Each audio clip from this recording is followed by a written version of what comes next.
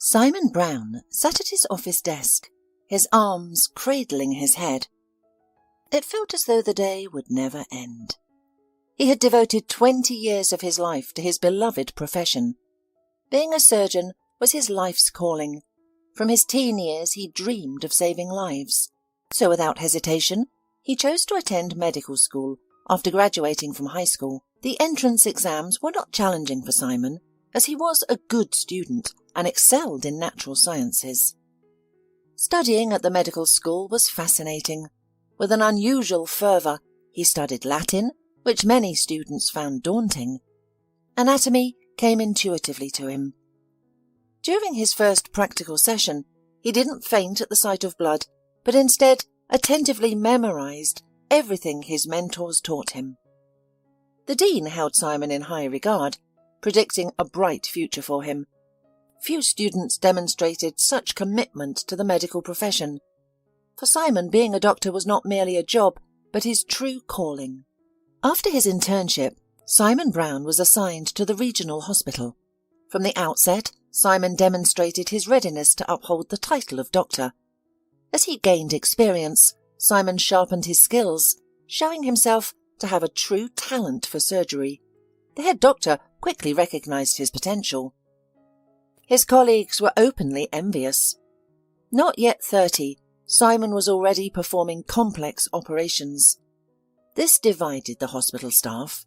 Some admired Dr. Brown and aspired to emulate him, while others harboured resentment, suspecting favouritism or sheer luck at play. Nevertheless, Simon continued to achieve one success after another, unconcerned with others' opinions. The value of human life was his sole concern. His career thrived. Over 20 years, he saved several thousand lives. Working tirelessly, often foregoing weekends and vacations, he put himself last. Family life was never a priority for him. Brown had women in his life, but he couldn't establish a family with any of them, as they couldn't adapt to his lifestyle. Work was always his priority. And now, after so many years, his reputation came under scrutiny when a patient died on his operating table, a first in his long practice. Everyone understood that a medical error was unlikely, as Dr. Brown's skills were unquestionable. The patient was in a critical condition when brought in. Survival was poor. The doctors deemed his death a likely outcome. Despite Dr. Brown's brilliance as a surgeon, he couldn't perform the miracle needed to save the man. After the failed operation, he simply went to his office and locked himself inside. He didn't want to see anyone. The relatives of the deceased were not yet in the hospital, so it was still up to him to inform them of the tragedy. Simon didn't even know how to begin. Typically, he was greeted by joyous faces, a testament to his victories against death. This expression of boundless happiness gave him strength. He, an ordinary man, had fought death and won. But now, everything was different. There was a knock at the office. So engrossed was Simon that he didn't immediately react. The knock came again. Reluctantly, Dr. Brown rose from his desk and walked towards the door. There stood the head doctor, a commanding woman in her 40s. Everyone feared Jessica Fail. Everyone except Simon. She had once been his great love. Back then she wasn't the first lady of the hospital. She arrived when Dr. Brown was already basking in glory. The determined and serious young woman immediately caught the surgeon's attention. He fell in love at first sight, though he always denied such a possibility. Surprisingly, Jessica responded to his advances, and soon they were in a passionate relationship. But even she could not accept the fact that Simon would always put his work above her. After 4 years together, Jessica and Simon parted ways. Neither held a grudge. They both understood that such sacrifices are inevitable in their profession. Simon Brown always saw Jessica as a loyal friend. Even after she became the chief physician, she maintained her affection for her former lover. However, her current expression was anything but friendly. "Simon, "We need to talk," she said, avoiding his gaze. "Jessica, I can't talk right now. My patient died. I could have saved him, but I failed." Dr. Brown's voice shook as if he was on the brink of tears. "Calm down," she snapped. "Nothing can change what happened. You know very well that it was too late to save him. It's not your fault. What's the point of blaming yourself now?" Jessica locked the office door and sat down on the sofa. Simon joined her, sinking heavily into the cushion. "I know," he sighed, "but I can't help it. This is the first time this has happened in my entire career. I'll keep blaming myself. There's nothing I can do about it." "Simon, that's not right," she said, placing her hand on his. "You have to accept that you can't always save a patient. Not always. Many doctors struggle with this, yet it takes time to come to terms with it. But you have to keep working. People still need you while you're busy blaming yourself. That's what matters. When was the last time you took a vacation?" "What does it matter?" Dr. Brown responded indifferently. Jessica frowned. "Take at least a week's rest. You really need it now. Come to your senses. I can't let you fall into depression. It will affect your work. God forbid, you might even leave the profession, and that happens." "No way," Simon protested. "Maybe you're right about vacation. I'll head to the mountains. It's always easier to clear my mind there." In his younger years, Simon Brown often went hiking. It was perhaps the only thing he eagerly anticipated on weekends. Alone in nature, he quickly found his strength and composure. Jessica didn't merely suggest a vacation. She knew exactly what he needed. "That's it. Take the next couple of days off. I expect you back to work in a week. Go home now and rest." "What about the family?" "I'll speak to them myself. It's a sensitive issue." He was a difficult man. "We're trying to reach his wife, but she's not answering her phone. As far as I know, she's out of town." "I can't even begin to imagine her reaction when she finds out her husband is gone." "Let's not worry about that now, all right? I'll call you a cab. It's not safe for you to drive in your current state." The week flew by, and Simon had nearly recovered his emotional health, finding solace in the mountains. Simon had his own secluded routes that few others knew. When he returned from his hike, he barely dwelled on the past events. The next day he returned to work. There were no surgeries scheduled, so he saw a few in his office. Around noon, Jessica summoned him. As he walked to the head doctor's office, death preoccupied his thoughts. Why? Why do some people have a happy fate and others have to fight for the right to live? Why did I choose this profession? Am I so vain that I dare to entrust myself with the right to fight death? I'm just a human being. No, I shouldn't think that way. If it weren't for people like me, the world would have been in chaos long ago. Maybe Jessica's right. It's no good beating yourself up over the inevitable. It's impossible to save everyone. What's the point of giving up now? I can save hundreds more lives. Dr. Brown stood before the door of Dr. Fayle's office, feeling a sense of apprehension. "Dr. Fayle," he said as he looked inside.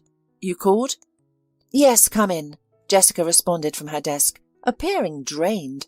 Her usual confidence was absent, replaced by the vulnerability of a woman who had recently wept. Her eyes were red. "What's wrong?" he asked, worried. "Simon," the woman sighed. "I had a very heavy conversation this morning. Mrs. Noboa came to visit." The surname Noboa cut through Simon's hearing. Has she just arrived today? He wondered. He passed away a week ago. She was out of the country. I had to listen to a lot of things. Why didn't you call me? I wanted to speak with her first myself, to gauge her reaction to her husband's death. But this woman, she's demanding that I fire you. Why on earth would she do that? Simon was indignant. You yourself said that I am not at fault in what happened. We all realise that, Simon. But what? I want to talk to her. How can I find her? It doesn't make sense. You see, Mr. Noboa was not an ordinary man. His wife would do anything to ruin your career. I've explained everything to her, but the woman is adamant. She's convinced he could have been saved. You know, it's very difficult to prove otherwise in these situations. There was no medical error. I did everything I could. This man's case was neglected. Had he sought help earlier, it might have been possible to remedy his situation. Look, I'm on your side, but you know that those in power have the upper hand. This woman has connections in the Ministry of Health. She's determined to see this through. If I don't let you go now, we'll all be in trouble, including me. I can't take that risk. You understand that? I'll take this to court. It's absurd to accuse me of incompetence when they've brought this on themselves. That's your right. But for now, I'm sorry, but I have to give in to her. I have no other option. Simon, try to understand my position. I thought you were stronger. Simon grimaced. What does it matter if she has connections? We have the truth on our side. Unfortunately, we live in a bureaucratic world. Whoever gets to the lawyers first is considered right. What's the issue then? Why don't I hire a lawyer right now? Listen, Simon, from my experience, there's not much chance of that working out. You have the right to sue for wrongful termination. I'll be happy to take you back. But the thing to do now is... I don't want any trouble. To hell with all of you. Do whatever you want. Am I free? Yes, Jessica replied, her gaze blunting. You can go now. Don't come to work from tomorrow. I'm sorry. I hope everything works out. Simon stormed out of her office, slamming the door. What audacity! He seethed. I've devoted so many years to this case just for some arrogant woman to disregard all my efforts. Of course I'm going to court. I don't care who she's connected to. I'm sure it's not my fault. The worst part is that because of one inevitable death, hundreds more that could have been avoided may occur. Simon didn't even bother to gather his belongings. He simply left his office without a word to anyone. The news of their lead surgeon's dismissal was bound to cause a huge outcry. Despite his critics, most of the staff loved Dr. Brown and held him in high regard. Simon didn't want to explain anything to anyone.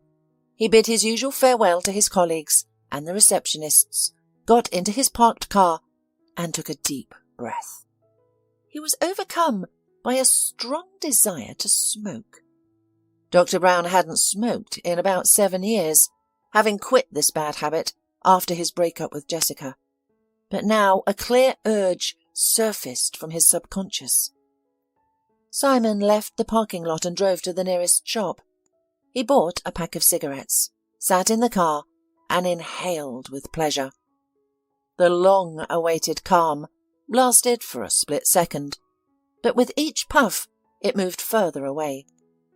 Tossing away the cigarette butt, Simon drove home.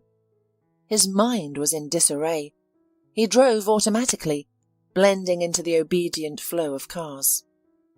I should at least buy some groceries, he muttered aloud. The supermarket was a short distance from his house. Simon parked in his driveway and opted to walk to the store. He moved aimlessly, not noticing anyone around him. At the supermarket, he mechanically filled his cart without even looking at the products. When the checkout process revealed 4 bags of groceries, he was taken aback. However, he decided not to return any items. Simon strolled out of the store and lazily walked home. "Sir?" a voice echoed from afar. Simon didn't immediately realize that he was the one being addressed. "Sir?" the call was repeated. This time Simon turned his head towards the source of the sound. A few steps away from him stood a woman in worn-out clothes, holding the hand of a 6-year-old girl. "I apologize for the disturbance," she began. "What can I do for you?" Simon responded. The heavy bags dug into his palms. All he wanted now was to get home and rid himself of this load. "I'm sorry to bother you," the woman mumbled, "but could you spare some change? My daughter is starving."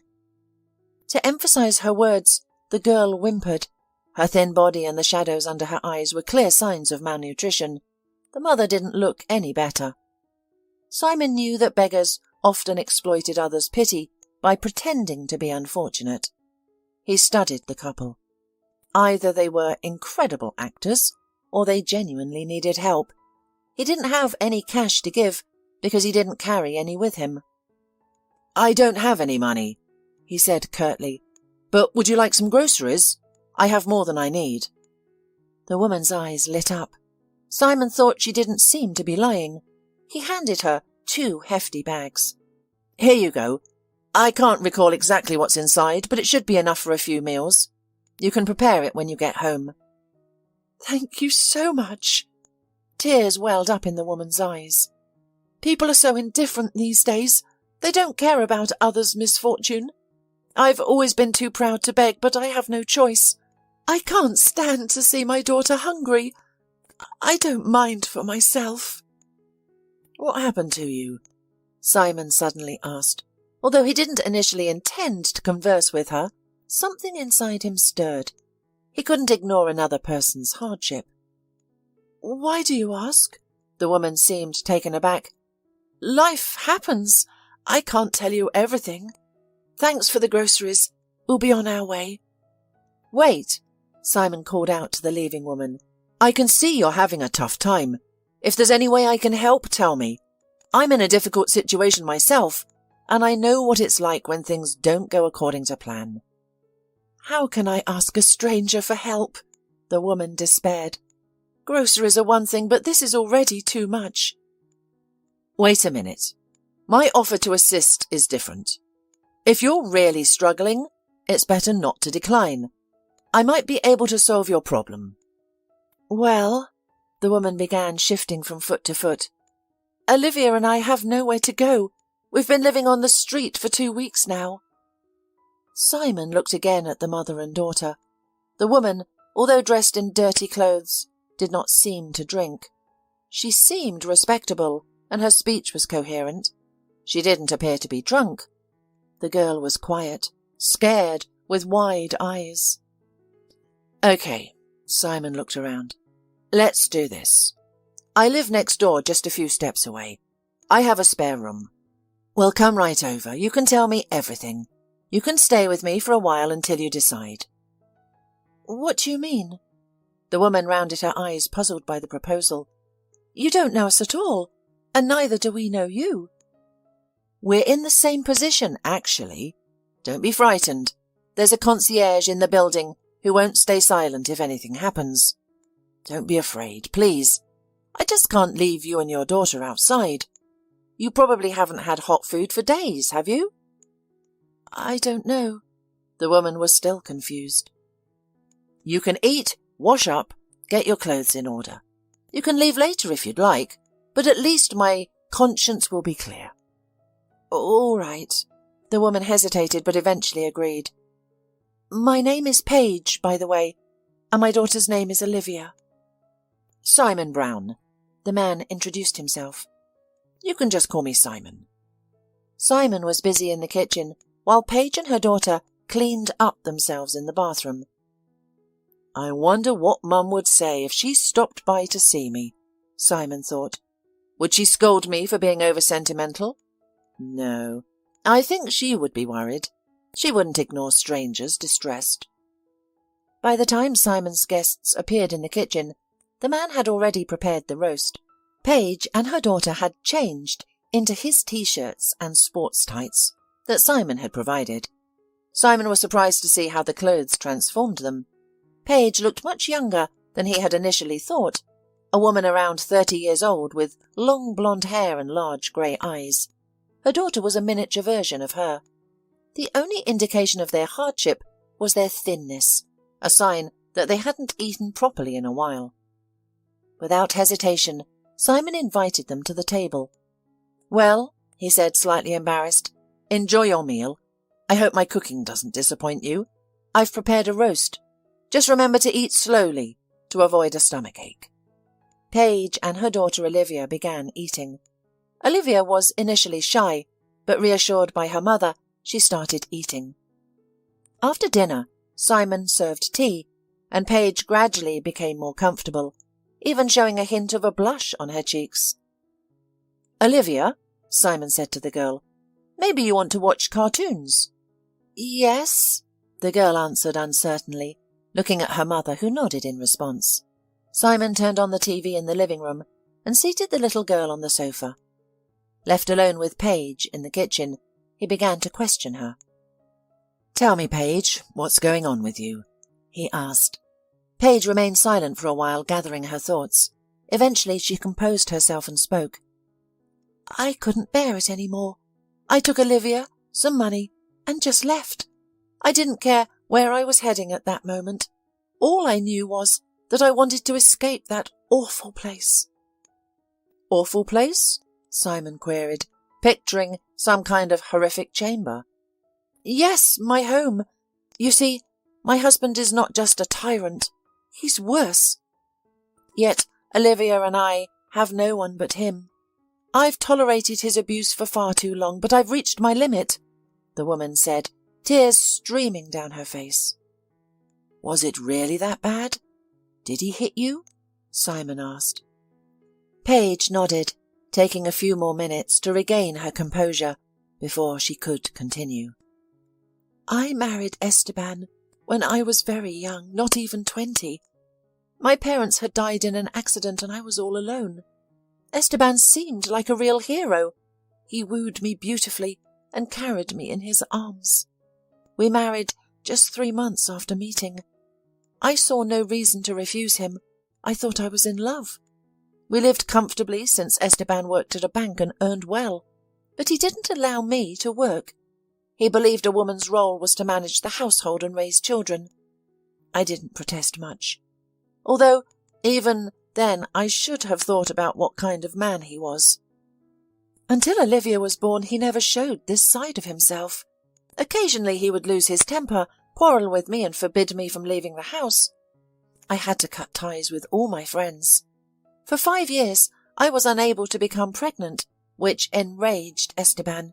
He accused me of being infertile and called me a failed woman. Then suddenly I discovered I was going to be a mother. I don't know how it happened. I hadn't undergone any special examinations. It seemed like a miracle from God. Throughout my pregnancy, Esteban was radiant with joy, longing for a son. He didn't allow me to discover the baby's gender in advance. He simply believed. But then... "And then a girl was born," Simon sighed. "Yes," Paige agreed. "And from that moment, he changed drastically. He resented me, and while he never loved Olivia, he tried not to show it, especially around his parents and friends. He provided for her, never denying her anything, but he lacked a father's affection. His treatment of me also changed. Before, Esteban might have been curt or ignored me for half a day, but after Olivia's birth, he became physically abusive. It began with a slap. If I raised my voice, he would immediately retaliate. I endured it, but it gradually got worse. One day, Esteban came home intoxicated. I went to the bedroom to avoid his advances. When he entered, I feigned sleep, but he was not appeased. He tried to wake me up and began to harass me. I refused, and he assaulted me severely. The pain was excruciating. I screamed, waking up Olivia, and the neighbours even started knocking on the door. Blood was everywhere, but Esteban, with his connections, quickly silenced the incident and threatened to kill me if I reported it to the police. Regrettably, I listened to him out of fear. How could I tell the police that my husband was abusing me? Many women in our country live in similar situations. Over time, this abusive behaviour from Esteban became systematic. He often returned home drunk from work and the beatings were inevitable. I felt trapped, too scared to go to the police. Did he hurt you every day? No, not every day. When he returned sober, he acted as if nothing had happened, even showed me some affection and took me to various places. He hurt so the marks could be hidden. He knew that visible signs of abuse would attract unwanted attention.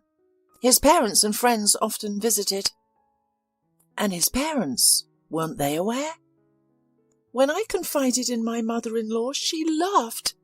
She asked me not to speak ill of her son, and when I showed her my bruises, she accused me of being unfaithful and trying to play the victim. But I've only ever been with Esteban. My father-in-law, he felt sorry for me, but said a wife must endure. Can you believe that? Paige sobbed. Remembering it clearly pained her. For almost 6 years I lived in torment. Esteban's abuse escalated. When our daughter Olivia was taken to her grandparents, he kept me captive all weekend. I won't provide all the details. It was relentless. The last incident was the worst. I required medical attention, but he wouldn't let me leave. When he saw me bleeding, he finally called an ambulance. I was experiencing a miscarriage. I pleaded with the doctor not to inform my husband. Seeing my bruises and scrapes, the doctor encouraged me to report to the police, but I insisted that I'd fallen from a stepladder. We were renovating a room at home, so it seemed plausible. The doctor was doubtful, but he couldn't intervene without my agreement. He did agree not to reveal my miscarriage to Esteban. I was sure that if Esteban found out, it would have been the end of me, no matter his guilt. When I was discharged from the hospital, he was at home, not even bothering to meet me. My biggest worry was for Olivia, but thank goodness she was with her grandparents. Then, something unexpected happened. I hesitate to call it a miracle. Esteban had a business trip. This was rare, as he seldom attended conferences or seminars. The trip was for 2 weeks, and I realized it was my opportunity. I had to escape. The constant fear and pain had become unbearable. But where could I go? He only gave me money for groceries. I'd managed to save a little, but it was too little. As soon as he left, I packed. Telling anyone was too risky. I had no family or friends. I asked my father-in-law for money, supposedly for Olivia's necessities. I think he understood. He was the only one who attempted to assist me. He had spent his life under his wife's control, terrified to oppose her, but I couldn't judge him. I was in the same situation. So, what was the next? Where did you go? Well, I didn't really go anywhere. I rented a cheap room in a different neighbourhood, far from our old apartment. I considered finding a job, but with Olivia in my arms, I couldn't get her anywhere. I was unable to afford daycare or a nanny. In 3 months, I had exhausted my savings. If I were alone, I might have survived. I did have a small part-time job mopping floors in the evenings. Simon glanced at the frail woman. It was clear that she was unaccustomed to hard labour. He assumed the decision to take such a low-paying job must have been difficult for her. I have no education or experience. Where else could I go? I was terrified Esteban would find us. I used to study before marriage, but stopped when my parents passed away. Esteban didn't allow me to continue. I was stuck at home. Now, at 31, I'm living in constant fear with a baby in my arms. I understand your fear and circumstances. We can find a solution, I assured her. But how did you end up on the streets? How long has this been going on? We lived in a room for 3 months. When our money depleted, I persuaded the landlady to lend us some. But she eventually lost patience and we ended up on the streets. I tried to go to a rehab centre, but feared Esteban would discover us. We've been wandering since. I had to quit my job because there was no way to care for Olivia. Eventually I was forced to beg. I felt it was the end, but I clung to the hope of a miracle. And then it happened. Paige tried to smile, but broke down in tears. Simon wrapped his arm around her shoulders, comforting her. Paige, I can't promise anything, but I may be able to help. You can stay with me for now. Once you settle in, I can connect you with a friend who runs a private clinic. You could start working there as an administrator. It's not much, but it's a start, and we can figure the rest out together. Really? Paige's eyes were wide, with a mixture of joy and doubt.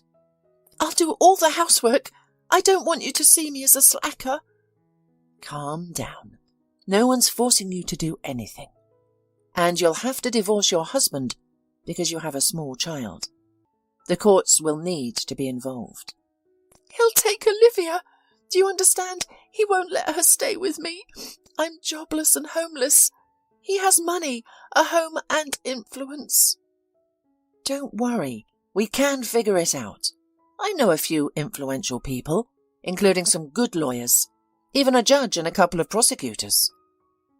Do you work in law enforcement? No, far from it. I was a surgeon until today. What do you mean? Paige asked, surprised. I was laid off today. A patient died during surgery, and while it wasn't my fault, the patient's family thinks otherwise. He was a difficult case. I'm not sure what to do now, but I won't let it go. For now, I've had to concede to the head doctor. I'll file a lawsuit. It's all I can do. I need some time to clear my head. Simon and Paige sat in the kitchen for a while, talking. Afterwards, Paige went to bed. Olivia was already dozing off in front of the television. Paige gently picked up the girl and carried her into the bedroom. What are you saying? Simon's mother's voice was extremely agitated. How did they fire you? How dare they? They won't find a specialist like you easily. Mum, I don't want to discuss this over the phone. Then come over. You have spare time now and I need help. I'm redoing the flower bed and it's hard to dig alone. Will you come? Simon thought of Paige and Olivia. It was potentially risky to leave a stranger in his apartment. However, he couldn't refuse his mother.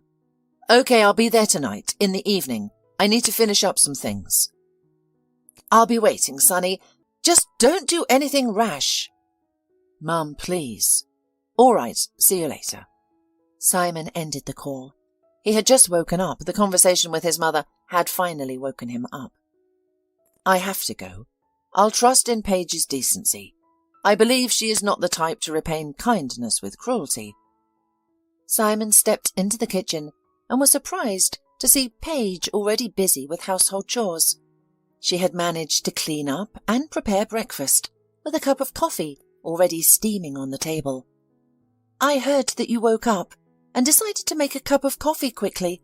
I hope you don't mind me taking charge of your kitchen, she asked. No, not at all, Simon smiled. Make yourself at home. Honestly, I didn't expect you to make breakfast. Why wouldn't I?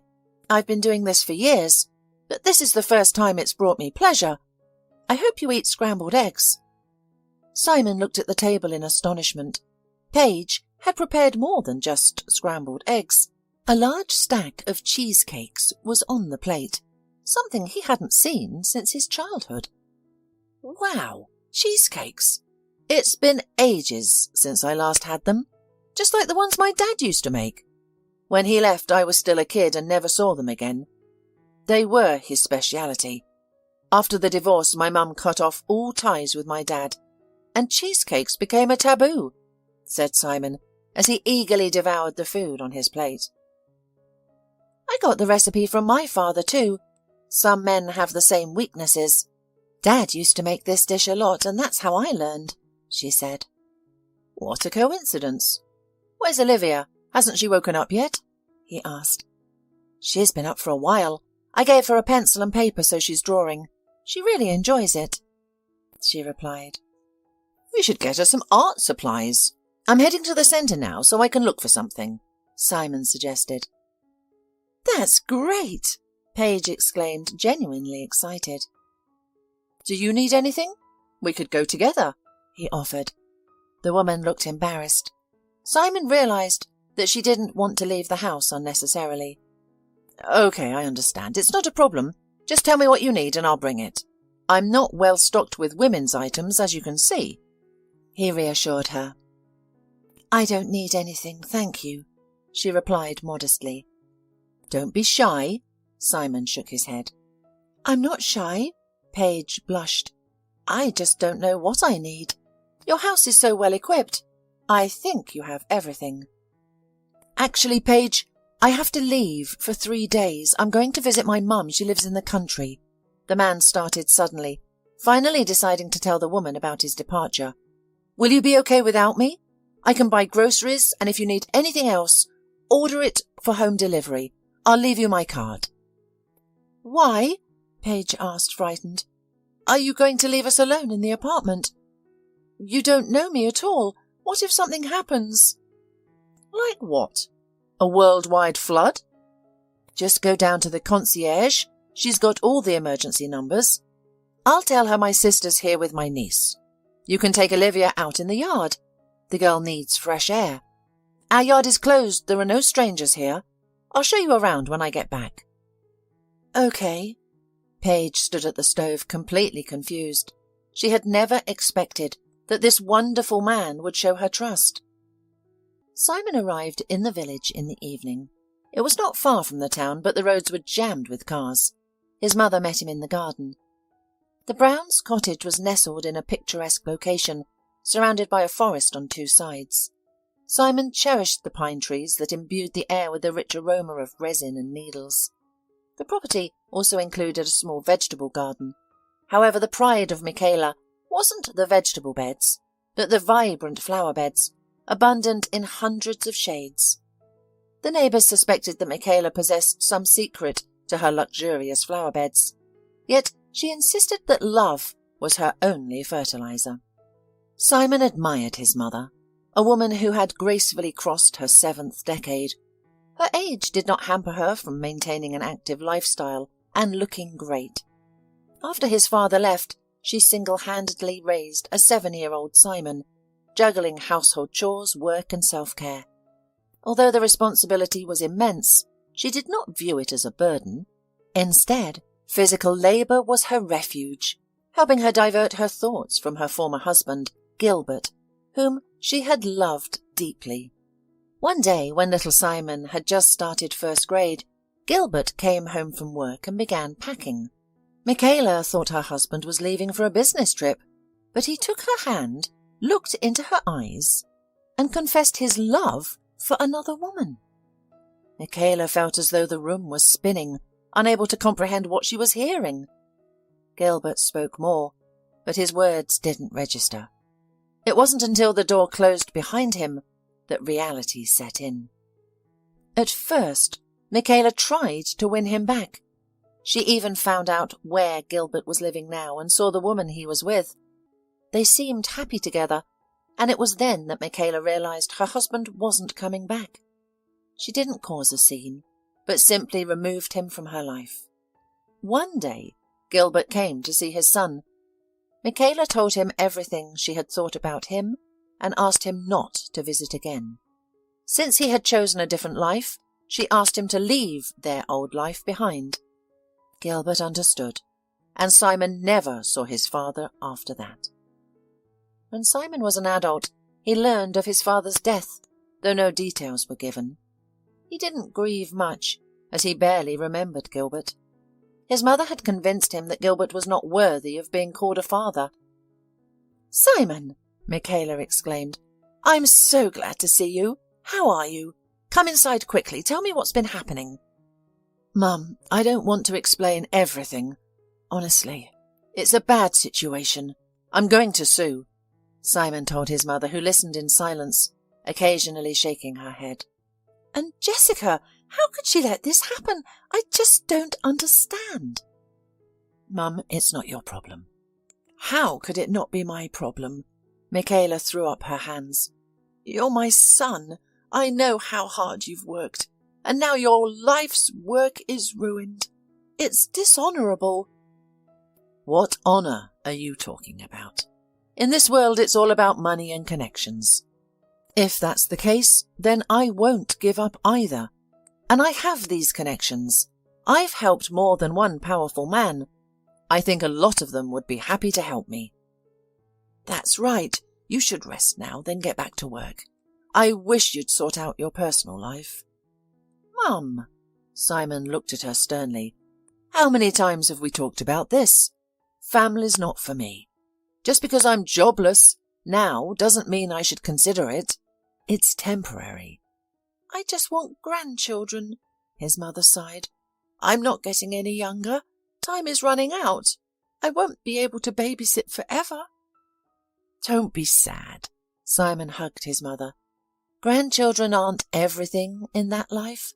Look at you. This year's flower beds are beyond praise. The neighbours are probably all envious. They're likely saying you've sold your soul again." "Oh, don't tell me. I want more. I want to work on that plot." The woman vaguely gestured. "Will you help me dig over there? And I just need to tear down the old barn. It's spoiling the view." "That's what I came for," laughed Simon. "Just give me a crowbar and a shovel. I'll start right away." "You're crazy. It's night time. We'll start in the morning. I'll feed you some pies. Your favourite, with green onions." They settled down in the patio. Simon listened to the chirping of the crickets and admired the sunset sky. "It's good here," he thought. "Maybe I should give up everything, move to the village and go into farming. I've saved enough money. I don't need that much on my own. As for medicine, what can I do if material principles come before moral ones? I'll never accept that." "Mum," he said suddenly. "What, sonny?" Michaela seemed to have dozed off. "I have something to tell you." His mother squinted. "I don't like your tone." "Anyway," Simon began, "I was coming home from work yesterday, completely shattered, and I met a woman and her child. They looked lost and hungry, so I gave them 2 bags of groceries." "That's right, son. There's nothing wrong with that. It's a good deed." "That's not all. They're going to stay with me for a while." "What?" The mother looked at her son confused. "What do you mean, they're staying with you?" "Mum, Paige and Olivia are in a very difficult situation. They have nowhere to go. I just couldn't leave them in trouble." Simon recounted to his mother everything Paige had told him. The woman was taken aback. "Simon, how could you leave complete strangers alone in your apartment? You have valuables and electronics there." "They won't take anything. The girls are scared to death. All they need now is a warm corner. I want to help Paige get a job.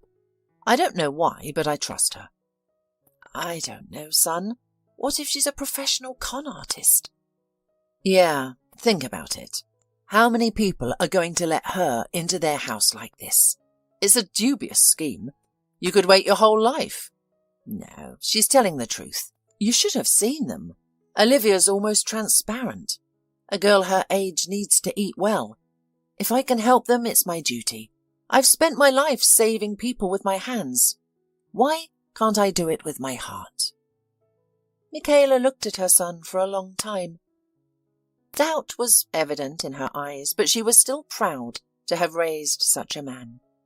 "Trust, but verify," she finally said. "When you get back, try to find out something about this woman." 3 days passed quickly. Simon had completed all the necessary work at the summer house and was returning to the city. Michaela asked to accompany him, but he refused. He wanted to ensure that Paige met his expectations. "Mum, let me bring them here. Olivia will love it here. And Paige, she's not afraid of physical work. She'll help you with the chores." "Oh, son, I don't know." "Well, you've always been intelligent. I hope you're not mistaken this time. Bring them over. Let's see what kind of people they are." Simon was relieved that his mother had agreed. His mother was difficult to argue with, but regardless, she was a good person. After packing, he drove home.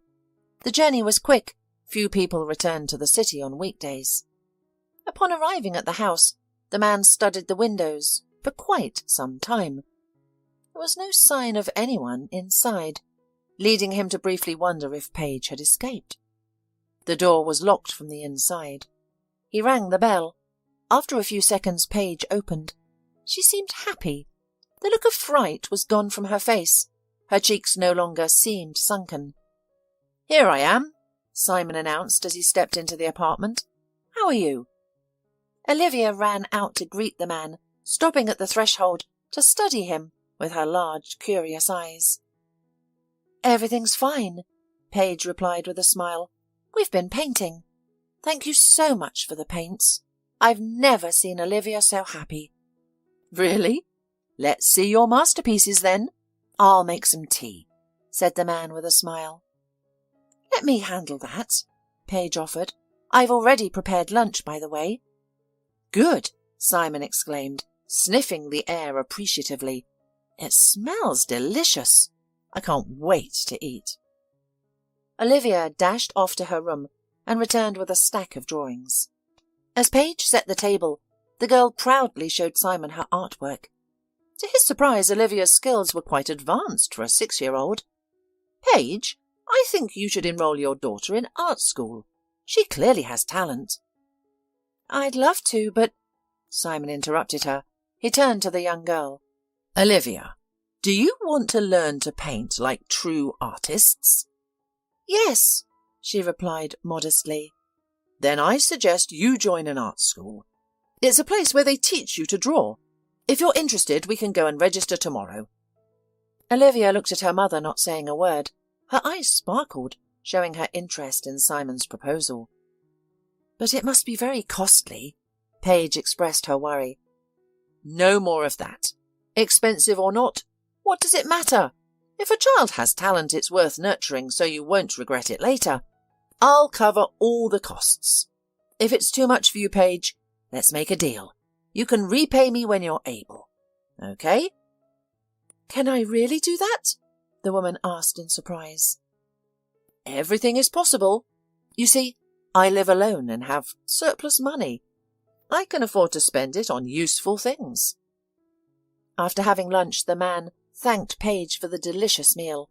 He noted to himself that she was an excellent cook. "I'm going to take a nap. I'm tired from the road, and I got up very early. If it suits you, we can go to my mum's summer house together soon. You'll like it there." "That probably wouldn't be very convenient," Paige replied, "especially since your mum is there." "My mum already knows about you. I told her everything." "Really? How did she react?" "She was probably mad at you for bringing beggars into the house."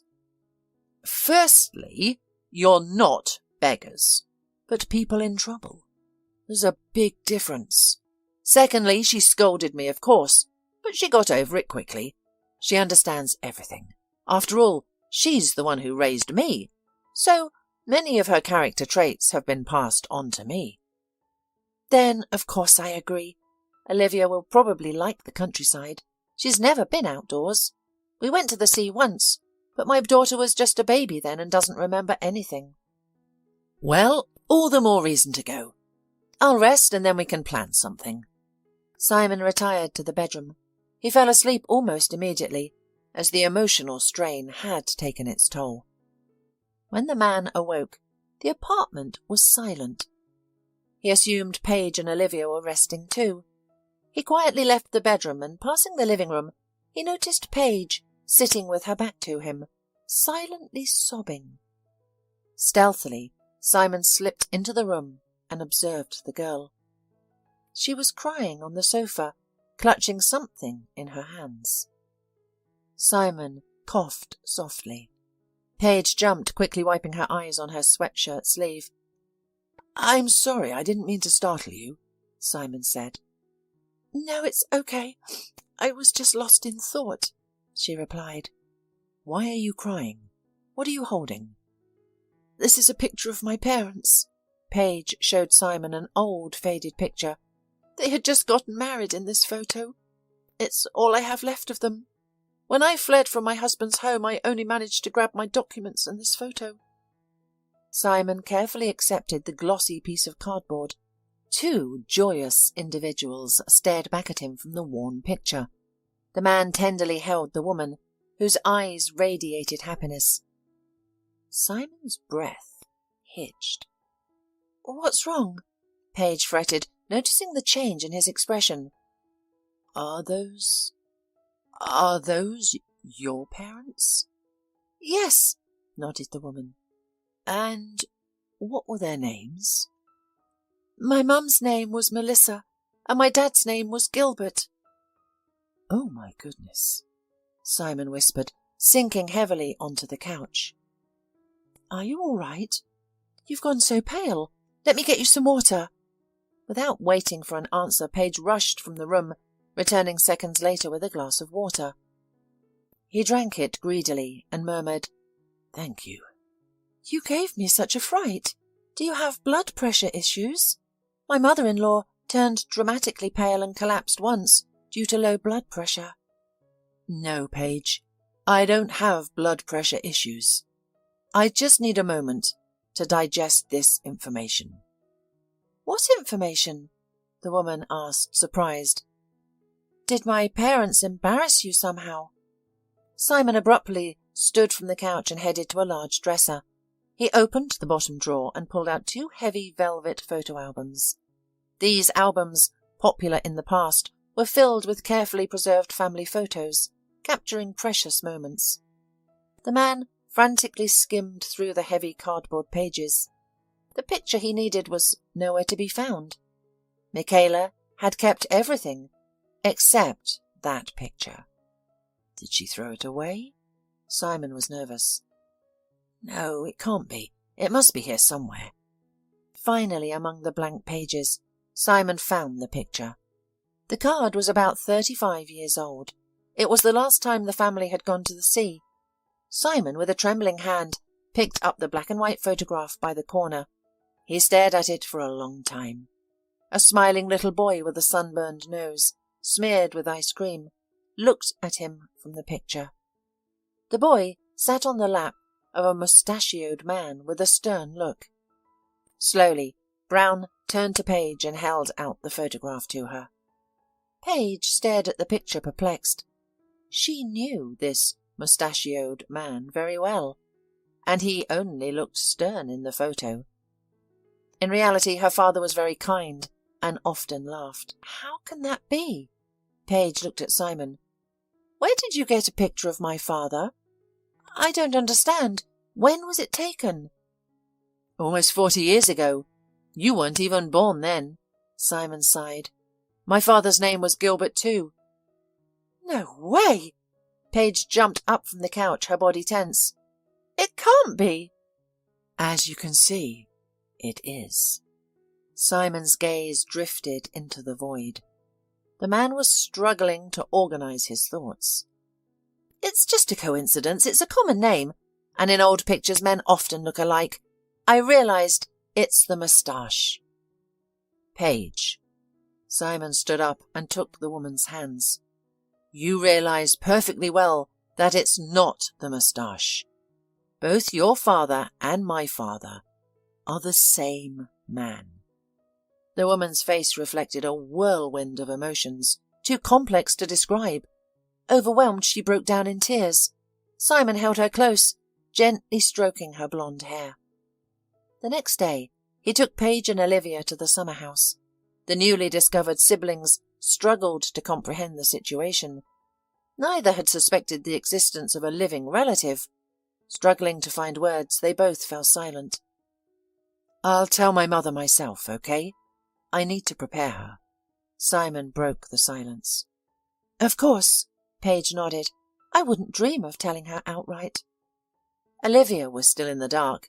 It might be less shocking for the child if her uncle appeared unexpectedly, but for now Simon and Paige decided not to rush things. After all, too much had happened in the last week. Michaela was already waiting for them outside the house. She had seen her son's car approaching through the window and had come out to greet them.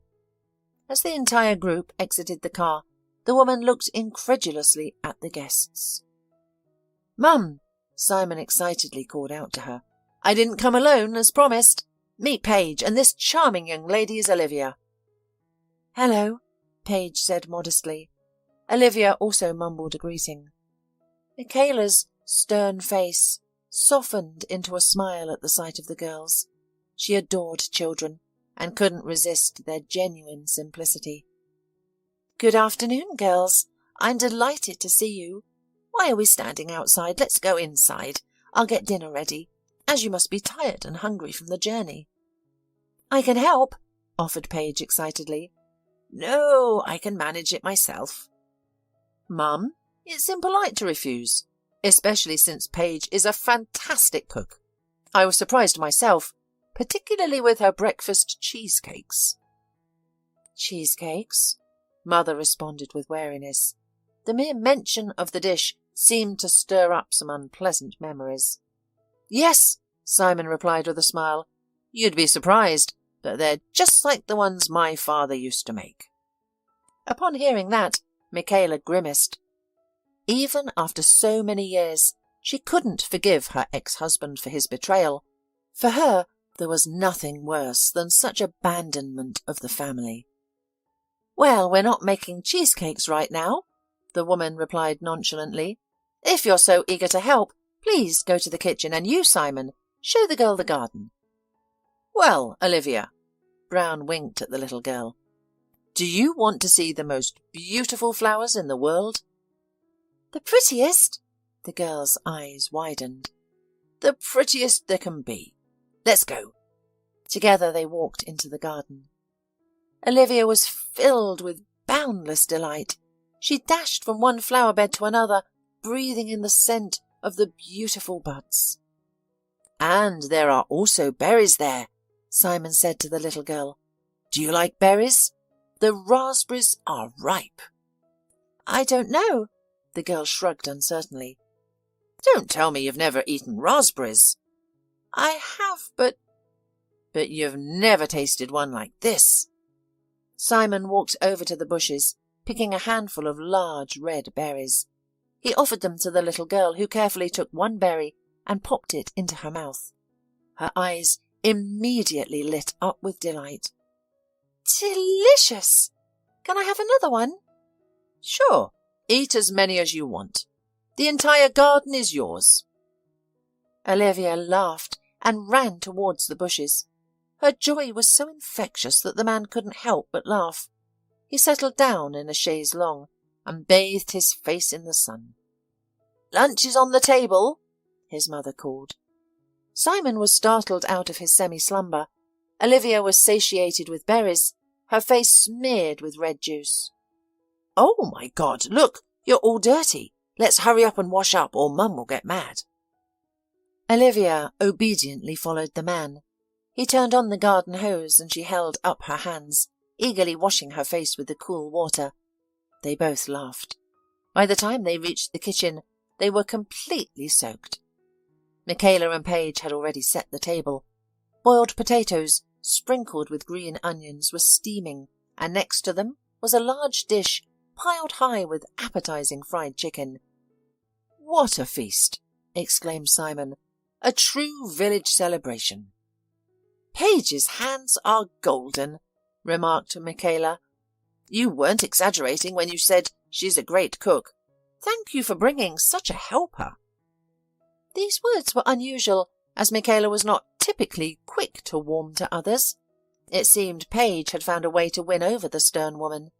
Simon was pleased, especially as he anticipated a serious conversation ahead.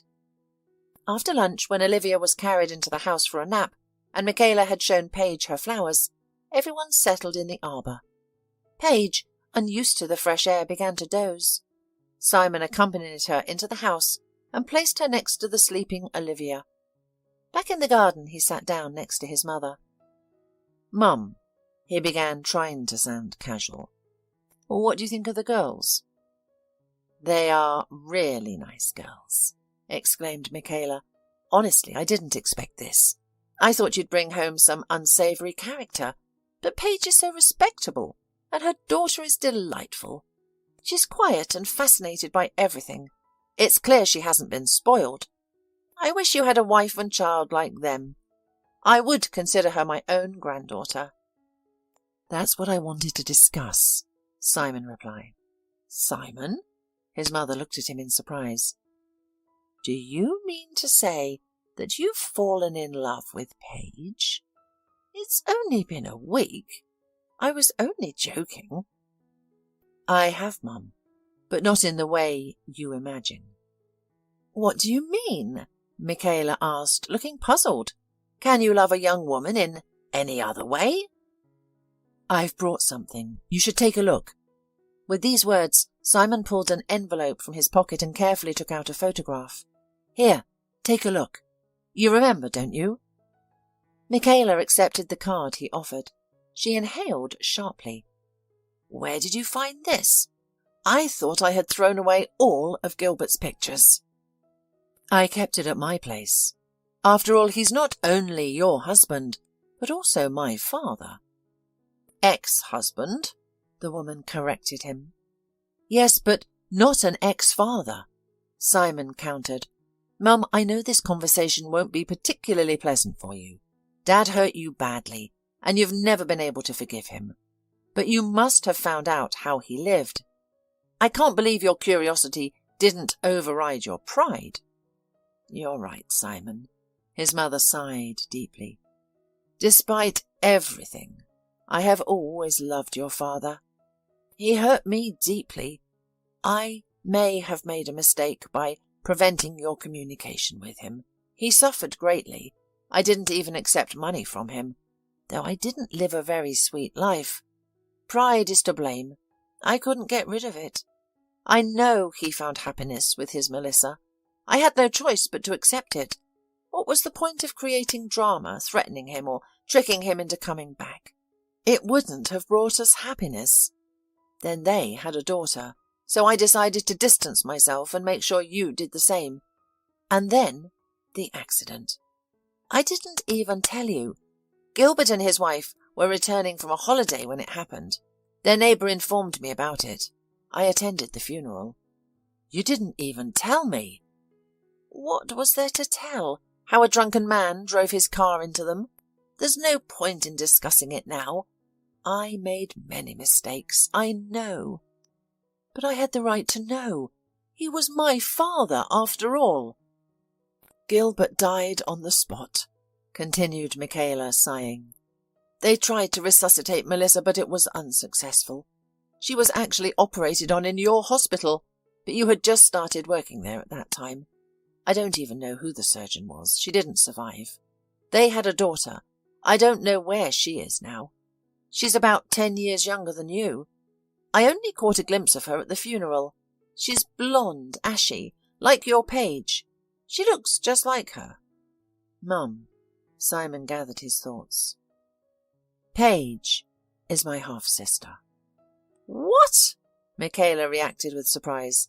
That can't be. She does look similar, but you shouldn't draw such a conclusion just from my story. Where did you even get that idea? Simon took the second photograph out of the envelope and handed it to his mother.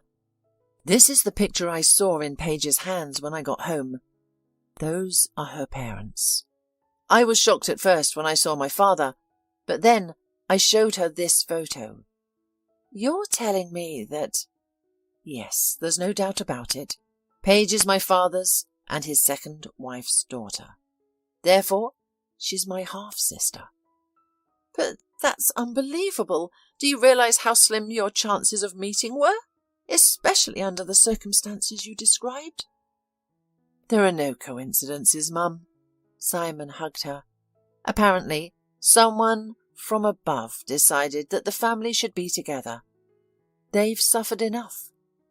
Everything will be all right now. We must wake her up immediately. Olivia is like my granddaughter, isn't she? Granddaughter, Mum, just as you wanted. But there's no need to wake her up. We'll do it when it's time. Michaela hugged her son and looked through the windows of her old summer house, where mother and daughter were now peacefully sleeping. A blissful smile played on her face.